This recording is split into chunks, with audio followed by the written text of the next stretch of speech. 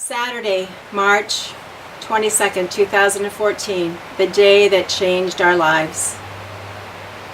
It was a Sunday morning, and I got up early and did my prayer time, and Ron had brought me coffee and breakfast in bed as usual, and after my prayer time I was getting out of bed, and I heard the Lord say, "Gail, do you trust me?"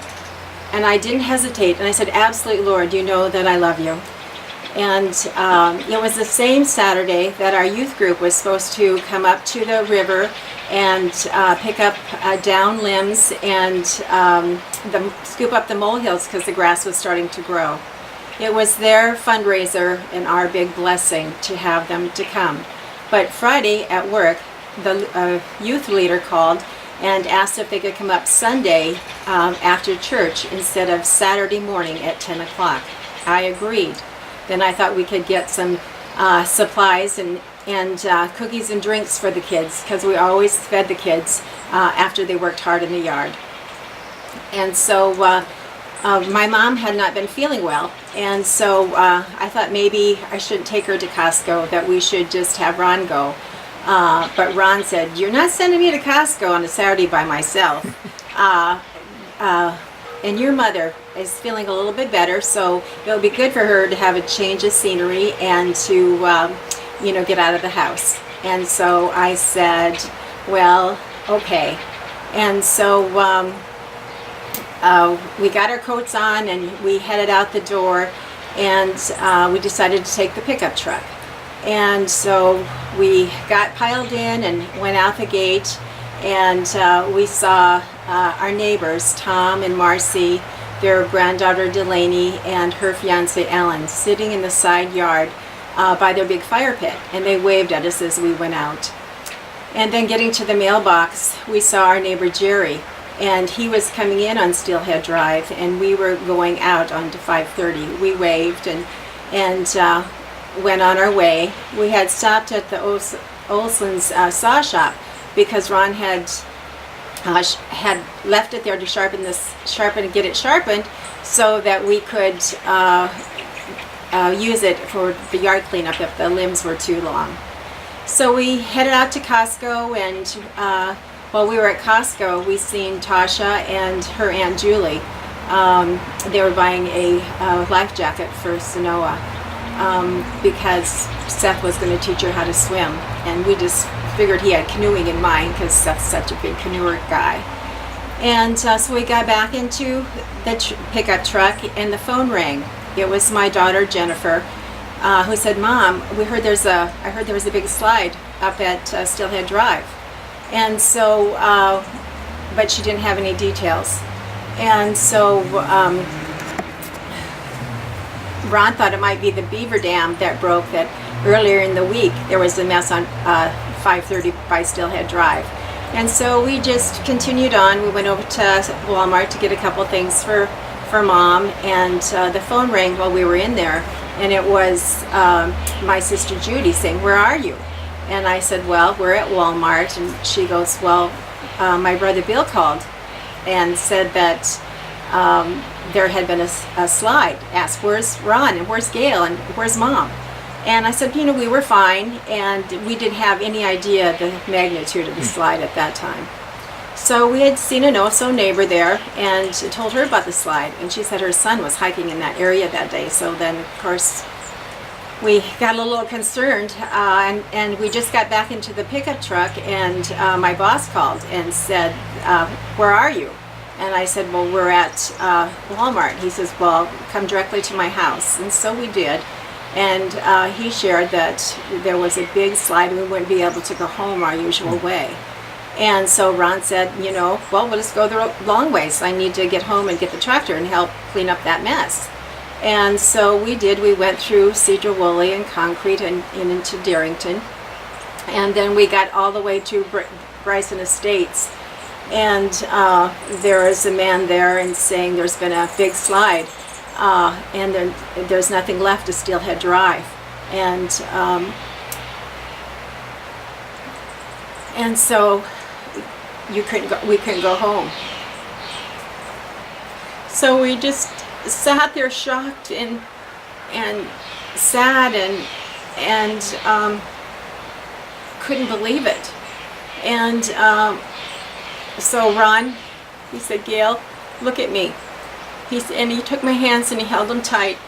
And he said, "If we have just lost everything we own is gone, then we're going to have to decide right now. We only have two choices, to be bitter or better. And we have to commit right now to what we're going to do, because it's going to be really hard." And so I just remember responding, saying, "If I get bitter, I'll have wrinkles and that won't be a pretty sight." And so we held each other and we cried and we prayed and asked God our Father to help us, and we just surrendered everything to Him so that we could be free to be the best we could be. And so then we just sat there numb, not even knowing what to do or where to go. And the guy who stopped us said that we needed to go back to the Darrington Community Center and report that we weren't missing. And so we did. And we got back there, and there was wonderful people that invited us to sit at the table and to have food and drink. And while we were sitting there, Ron went outside to see if there was any news, if anybody heard anything. And there was a lady out there crying. So he went up to ask her if he could do anything for her. And she said that her husband had gone to work at a job on Steelhead Drive, and she didn't know where he was. And so Ron just held her as she cried, holding her hurting heart. And so we waited and we waited and we waited for the Red Cross to come and give us some news about our neighbors. And finally it was getting late, and the boss had given us my pastor had given us a key to his cabin. And so we decided we should go there because it would be too late to go back to Arlington the other way with all the vehicles and emergency people that were coming into town. So we went, and it was getting dark and Mom was getting tired. And so we went up to his cabin and built a fire and sat there, and just, there was no TV, there was no radio, our phones didn't work. We were so worried about our neighbors. What could happen? And so we lay down to rest, but we couldn't sleep.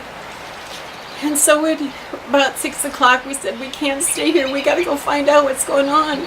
So we went back to the community center, and they offered us coffee, and there really wasn't no news except for they told us that the Red Cross had set up operations at the post-middle school in Arlington.